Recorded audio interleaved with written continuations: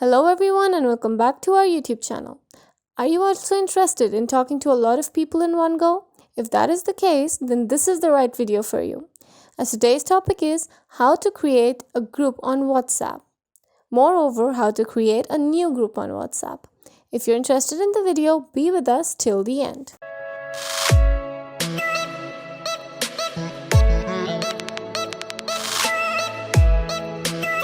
So open your WhatsApp. As you open it, you have to directly go to the three dots at the top right. Click on New Group. And from this page, add as many people as you want to group up with.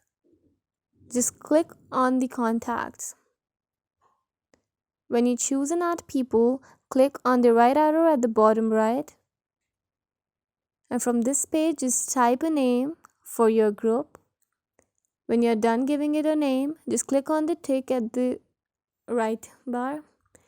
Voila, you're done with the group. Now click on the tab and click on the spin. From here, you can change the name of your group. Now, when you scroll down a bit, you can see the participants. You can add or delete participants and even change the admins. Thank you for being with us till the end. If you liked the video or if the video was helpful, do not forget to subscribe our channel and hit the bell icon below so that you get notified every time we upload something new for you.